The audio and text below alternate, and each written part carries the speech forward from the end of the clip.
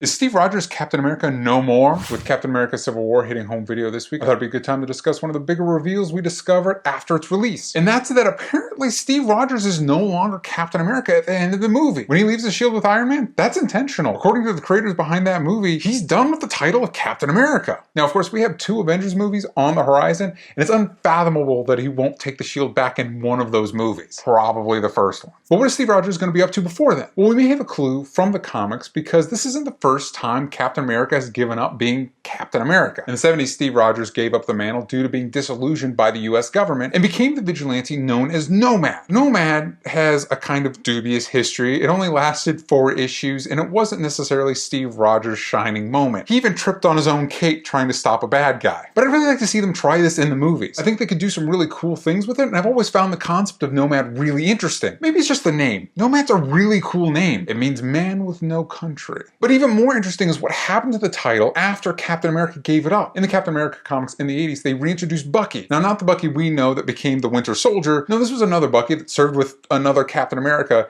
in the 50s, while the Steve Rogers we know was stuck in a block of ice. They both found another version of the Super Soldier Serum, but didn't have the Vita Rays to make it stabilize, so they kind of lost their minds and were put in suspended animation by the US government. If it sounds overly complicated, it's because it is. It was a way to retcon Captain America stories that were written in the 50s before the character was reintroduced in the Avengers comic. The point is that Bucky, Jack Monroe, returned and became the classic Steve Rogers sidekick, and Steve gave him the codename Nomad. In the 90s, this version of Nomad got his own title and fit right in with the 90s anti-hero craze. You have this giant N on his belt and a mullet. I guess Nomad's always had a little bit of a troubled history. Look, we're probably not going to get Jack Monroe in the movies, and I'm not saying I want that. However, I've often wondered why they didn't just dust off the title and give it to the classic Bucky, who became Winter Soldier and eventually Captain America in the comics. It makes sense that Steve Rogers would take up the Captain America mantle again, but after Bucky's become a good guy and served as Captain America, would he really take the Winter Soldier title back? Winter Soldier is the name he was given by the bad guys. It represents a darker time in his life. And like I said before, Nomad's a cool name.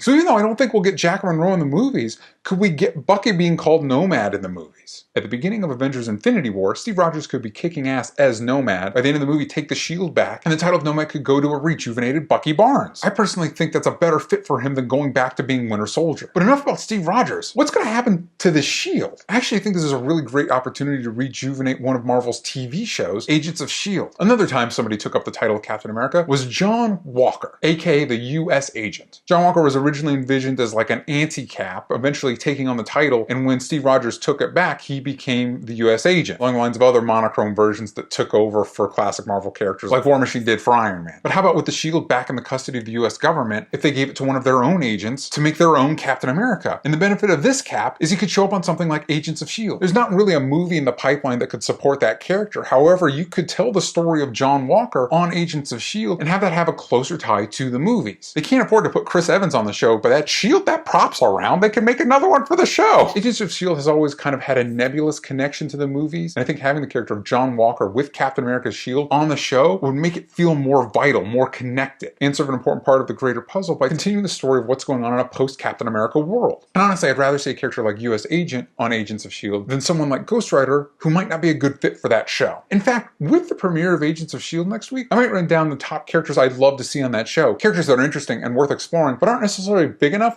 to be a part of the Marvel movies. But no matter what, I hope they take the opportunity to really explore the idea of Steve Rogers giving up the shield, because there's enough classic comic material to make compelling stories out of it. And yes, even though the name has had some ups and downs in the comics, I'd like to see them utilize the identity of Nomad. Even in the comics, I'd like to see that name make a comeback. Right now, Winter Soldier's leading the Thunderbolts as the Winter Soldier. Make him Nomad, for crying out loud. It's a cool name. All right, that's it for me this week. Let me know in the comments down below. Do you like the name Nomad? Have you read any comics with that character? How would you like to see the MCU explore a post-Captain America world? And what Marvel characters would you love to see show up on their TV shows? And don't forget to tune into my podcast with Sam Basher, Only Stupid Answers. We've got new episodes every Monday on iTunes and SoundCloud, and now Audio Boom, and we should be showing up on a bunch of new platforms soon. See you next week, and have a great weekend.